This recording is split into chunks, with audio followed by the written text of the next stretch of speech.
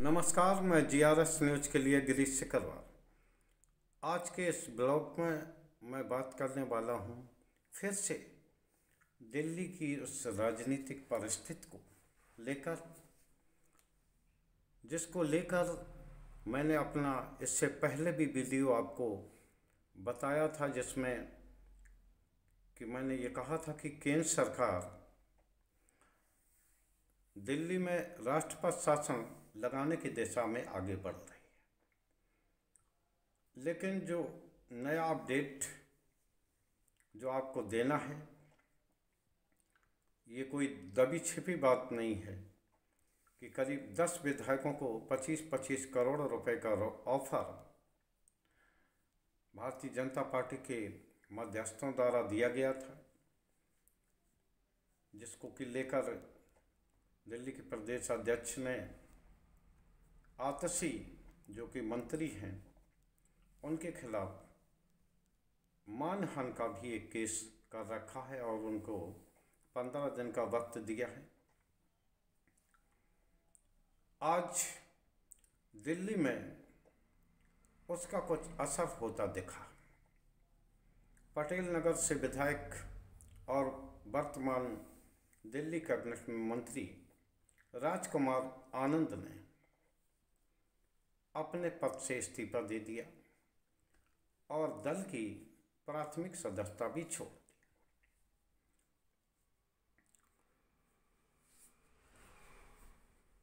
उन्होंने आरोप लगाया कि उन्होंने आम आदमी पार्टी के उस विजन पर काम करने का फैसला किया था कि जो भ्रष्टाचार मुक्त राजनीति की बात करती थी और राजनीति को बदलने की बात करती थी, आज वही आम आदमी पार्टी राजनीति के दलदल में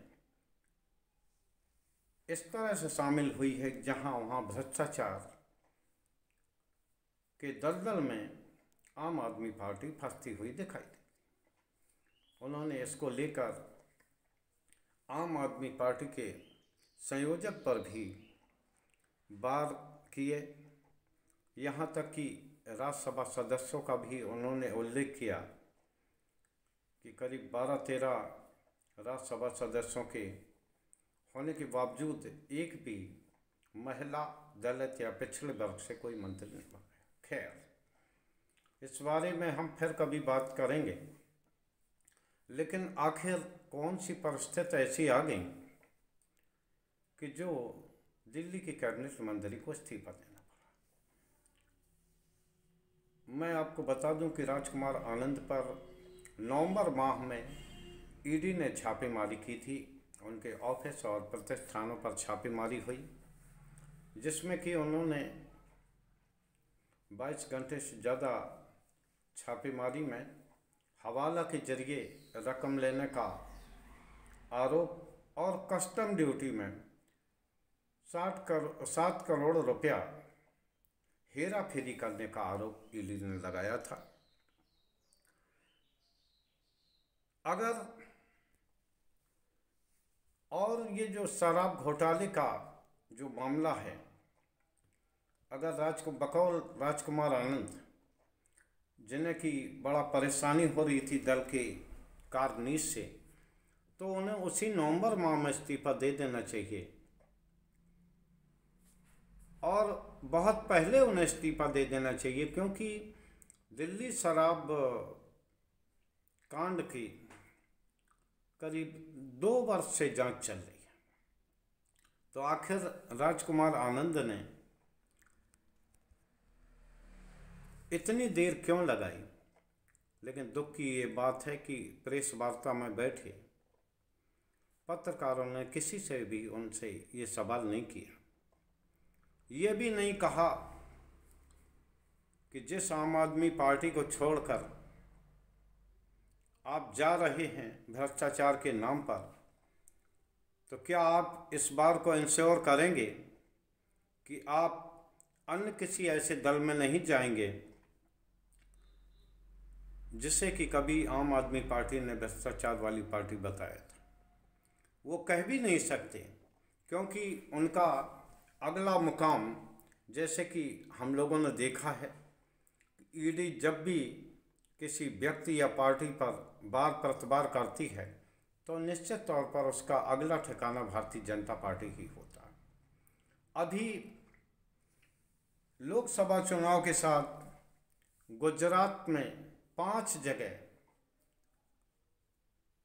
विधानसभा के उपचुनाव भी हो रहे हैं और 6 जगह हिमाचल प्रदेश में भी विधायकों के उपचुनाव हो रहे हैं। ये स्थिति मात्र इसलिए पैदा हुई क्योंकि गुजरात में कांग्रेस के 4 विधायकों ने भारतीय जनता पार्टी का दामन थामा, अपने पद से इस्तीफा दिया और यहाँ देखा कि आपने किस तरह हिमाचल प्रदेश में क्रॉस वोटिंग के कारण 6 विधायकों, कांग्रेस विधायकों की सदस्यता गई और वो सभी विधायक अब कांग्रेस के टिकट पर चुनाव लड़ते दिख रहे हैं। निश्चित तौर पर राजकुमार आनंद का अगला ठिकाना वही भारतीय जनता पार्टी होगी और वही भारतीय जनता पार्टी जिसने कि उनकी अपने ईडी की बदौलत उन्हें परेशान किया, वही ईडी उन्हें लेकर भारतीय जनता पार्टी में आएगी। राजकुमार आनंद को ये घोषणा भी करना चाहिए कि वो चूंकि बदलती राजनीति के दावे के कारण राजनीति में आए थे, अब वो चूंकि अन्य दल सभी उनके निगाह में भ्रष्टाचारी हैं तो वो अब कोई चुनाव नहीं लड़ेंगे। हालांकि उन्होंने बाबा साहब अम्बेडकर का भी जिक्र किया, लेकिन राजकुमार आनंद कर्नाटक के उन अनंत कुमार की बातों को भी अनदेखा कर गए, जिसमें कि उन्होंने ये कहा था कि उन्हें 370 या 400 सीटें मात्र इसलिए चाहिए ताकि वो संविधान बदल सकें। राजकुमार आनंद जो कि खुद ही अनुसूचित जात वर्ग से हैं, क्या उन्हें ये महसूस नहीं हुआ कि भारतीय जनता पार्टी जो कि सरकारी विभागों को, सरकारी नौकरियों को धीरे धीरे खाती जा रही है, कम करती जा रही है। जब नौकरियां नहीं होंगी, सरकारी विभाग नहीं होंगे तो आरक्षण कहाँ बचेगा? जिस आरक्षण का जिक्र बाबा साहब ने किया था, क्या राजकुमार आनंद भारतीय जनता पार्टी में शामिल होने के बाद क्या बाबा साहब के विचारों पर स्वतंत्र रूप से चल पाने के लिए स्वतंत्र होंगे? ये एक ऐसा मुश्किल सवाल है जिसका जवाब प्रेस वार्ता में बैठे पत्रकारों को पूछना चाहिए।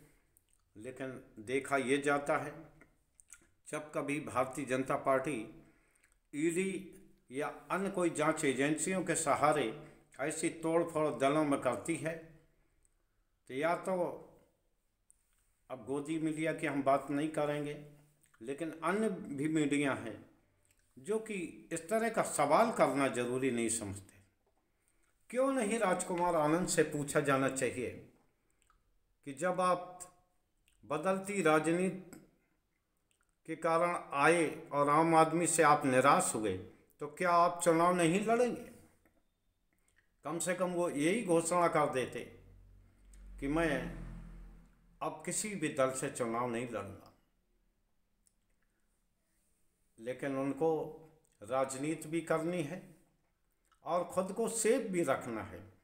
राजकुमार आनंद भी ऐसा लगता है कि कमल डिटर्जेंट से साफ होकर वॉशिंग मशीन से धुलकर बिल्कुल साफ होने को तैयार हैं, और वो जिन पे कि अभी ईडी ने हवाला के जरिए रकम लेने और कस्टम का 7 करोड़ रुपया हेरा फेरी करने का आरोप लगाया है, उस आरोप से भी उन्हें मुक्ति मिल जाएगी। देखना यह है कि ये स्थिति दिल्ली की कहाँ पर रुकती है। क्या राजकुमार आनंद इकलौते हैं या अभी आम आदमी पार्टी में और भी ऐसे कितने राजकुमार आनंद निकलेंगे जो कि ऐसे ही आरोप लगाकर भारतीय जनता पार्टी की वॉशिंग मशीन में घुसेंगे और पवित्र होंगे। खैर, आज के ब्लॉक में बस इतना ही। अब देखना ये है कि भारतीय जनता पार्टी का यह ऑपरेशन, ईडी और वॉशिंग मशीन का ऑपरेशन कब मुकम्मल होता है। इसी चुनाव में कि पहले ही आम आदमी पार्टी तोड़ने का प्रयास होता है, या वो इंतज़ार करेंगे कि अगले साल जब चुनाव होना है सन 25 में, तब वो आम आदमी का पार्टी का मुकाबला करें। लेकिन मैं आपको बता दूं कि आम आदमी पार्टी से 3-4 मुकाबले में लगातार अपराजय समझे जाने वाले नरेंद्र मोदी बुरी तरह परास्त हुए हैं। यहाँ तक कि उन्हें पूरी ताकत लगाने के बाद भी वो एमसीडी की सीटें भी, एमसीडी की सत्ता भी अपने पास बरकरार नहीं रख पाई।